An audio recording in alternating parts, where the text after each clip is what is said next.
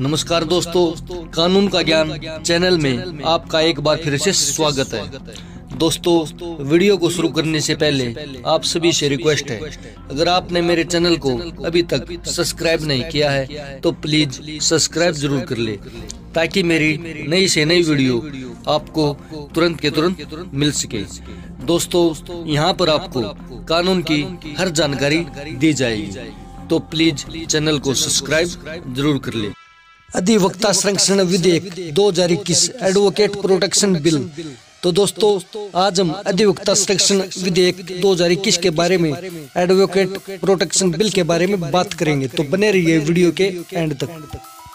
वकालत एक जंग है जो गोला बारूद से नहीं, दिमाग के घोड़े दौड़ाने से जीती जाती है। निडरता से काम करेंगे वकील। एडवोकेट प्रोटेक्शन एक्ट प्रदेश के सभी वकीलों का देखा हुआ साझा सपना था। राज्य सरकार ने इस पर गंभीरता दिखाते हुए इसे लागू किया। यह स्वागत योग्य है। इस एक्ट के लागू होने से वकीलों को न्याय हित में और निडरता से काम करने का अवसर मिलेगा।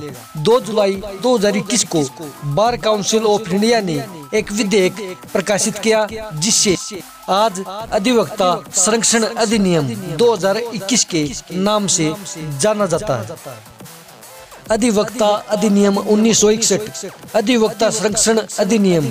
इस अधिनियम की बात करें तो इससे पहले 1961 में एक अधिनियम, अधिवक्ता अधिनियम पारित किया गया था, जिसकी खूबियां और खामियां जनता को जानना आवश्यक हो जाता है। बात जब अधिवक्ता अधिनियम 1961 आती है तो यहाँ अधिनियम अधिवक्ता के अधिकार व कर्तव्य, दायित्व आदि को बताता है।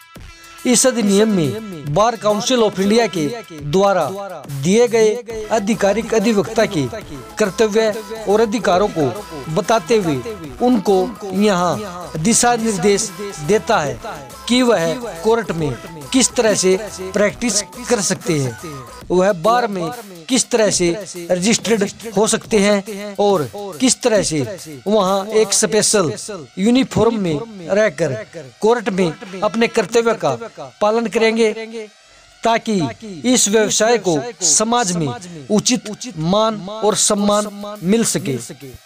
इस अधिनियम के अंतर्गत यह बताया गया है कि स्टेट बार काउंसिल की शक्तियाँ क्या हैं और एक अधिवक्ता की क्या ड्यूटी बनती है अपने क्लाइंट के प्रति, और एडवोकेट और उसके क्लाइंट का कैसा संबंध होना चाहिए, लीगल प्रोफेशन की महत्वता क्या है, इत्यादि।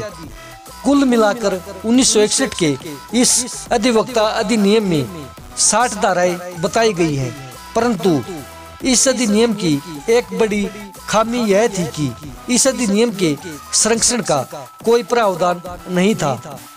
यह सभी जानते हैं कि कोई भी मामला होता है जो दो पार्टियों के बीच का विवाद होता है, उसको सुलझाने के लिए दोनों में से दोनों ही अलग अलग अपना अधिवक्ता नियुक्त करते हैं, और कुछ अधिवक्ता इतने ईमानदार और अपने व्यवसाय के प्रति इतनी गंभीरता से उसके केस को सुलझाने की कोशिश करते हैं, जिससे कि दूसरी ओर जो विपक्ष अभियुक्त होता है यह समझ जाता है कि यह वकील बहुत ज्यादा ईमानदार है और अपने कर्तव्य के प्रति बहुत जागरूक है और यह इतनी ईमानदारी से काम करेगा तो आगे चलकर हम दोषी करार हो जाएंगे।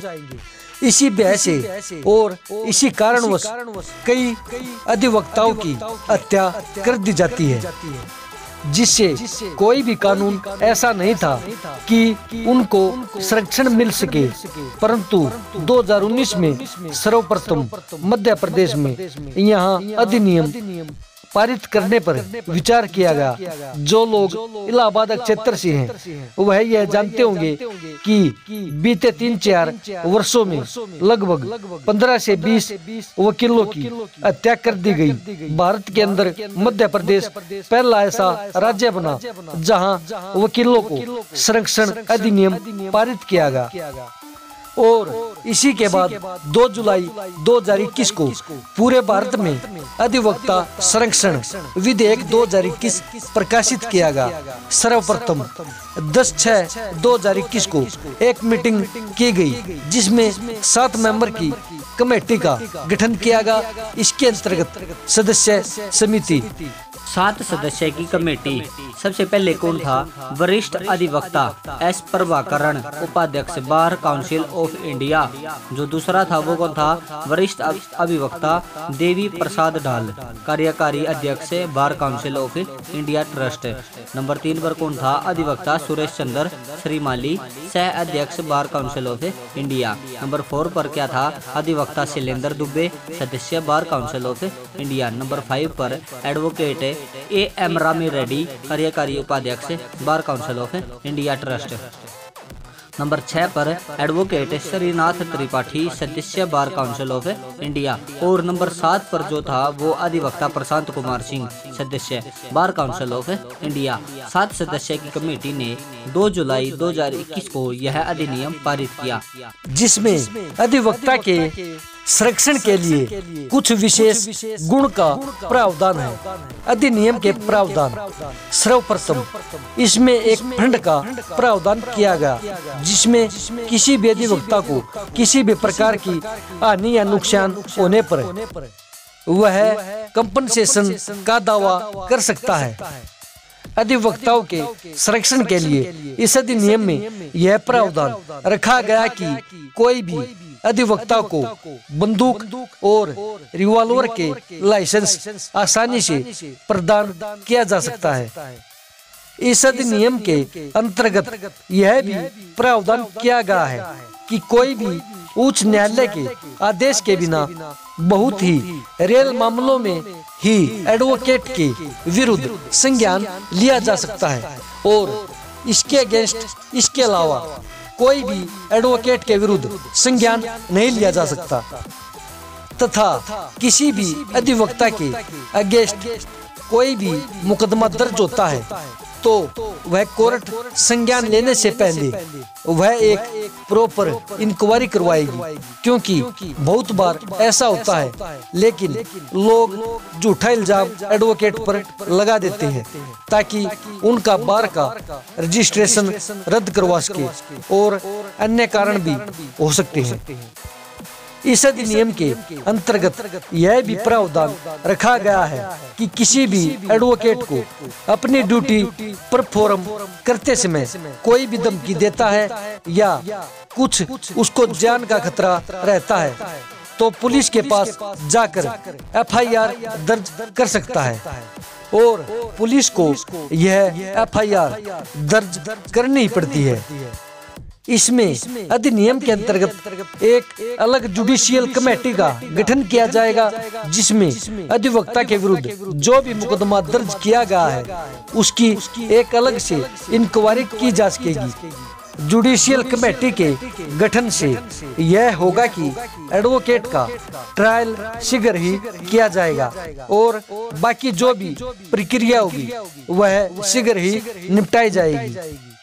एक अधिवक्ता जब बार में रजिस्ट्रेशन करवा लेता है वह अपना 3 साल का या 5 साल का वकालत कंप्लीट कर लेता है, वह एक तरह से कोर्ट का ऑफिसर हो जाता है। और अगर कोर्ट के ऑफिसर को कोई गाली देता है या धमकी देता है तो उसके संरक्षण के लिए इस अधिनियम में यह प्रावधान रखा गया है कि 1 से 10 साल तक का कारावास हो सकता है और 10 साल या 10 लाख तक का जुर्माना लगाया जा सकता है।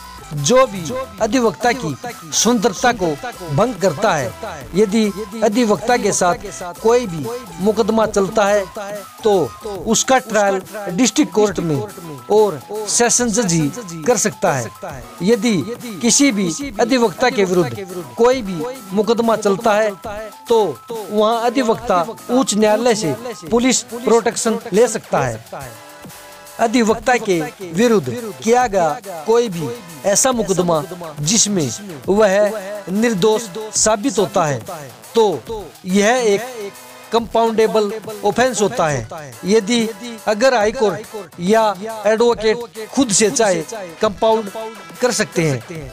किसी भी अधिवक्ता का कोई भी अन्य व्यक्ति से विवाद होता है या उसको किसी व्यक्ति से धमकी मिलती है तो कोई भी पुलिस ऑफिसर डायरेक्ट किसी अधिवक्ता को गिरफ्तार नहीं कर सकता बिना सीजीएम यानी चीफ जुडिशियल मजिस्ट्रेट की आदेश के बिना।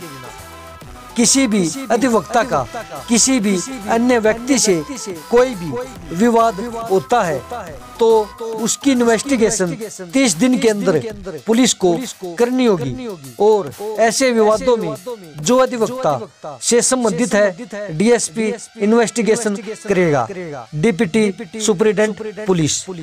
जिस भी व्यक्ति ने किसी भी अधिवक्ता के विरुद्ध कोई ऐसा मुकदमा दर्ज कराया है उस व्यक्ति को पुलिस विदाउट वारंट अरेस्ट कर सकती है और यह नॉन बेलेबल ऑफेंस होगा और इसमें आसानी से बेल का प्रावधान नहीं है। इस तरह से अधिवक्ता की सुरक्षा को ध्यान में रखकर यह संरक्षण अधिनियम पारित किया गया। एक विवाद हुआ था तेलंगाना में जिसमें गट्टू ब्रह्मा रॉय और उसकी पत्नी की बीच रोड पर हत्या कर दी थी और इस तरह के कई मामले ऐसे हुए हैं जहां में सीबीआई रेड पड़ी और अधिवक्ता अपने ही स्वतंत्रता से काम करने में बाधित हुए। कई बार ऐसे अधिवक्ता अपने व्यवसाय की वजह से अपने निजी जिंदगी में असुरक्षित हुए। इसको देखते हुए यहाँ अधिवक्ताओं की मांग थी और अब वर्तमान समय की जरूरत भी अधिवक्ताओं पर हो रही आपराधिक गतिविधियों को रोकने के लिए और वह निडर होकर अपने क्षेत्र में काम करे। इसके लिए यह बहुत ही आवश्यक है इस अधिनियम संरक्षण लागू करना।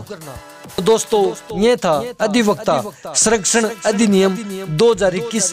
तो दोस्तों वीडियो कैसी लगी, अच्छी लगे तो लाइक करो और कमेंट करके जरूर बताना कि वीडियो कैसी है और ऐसी ही और वीडियो पाने के लिए चैनल को सब्सक्राइब करना ना भूलें। धन्यवाद।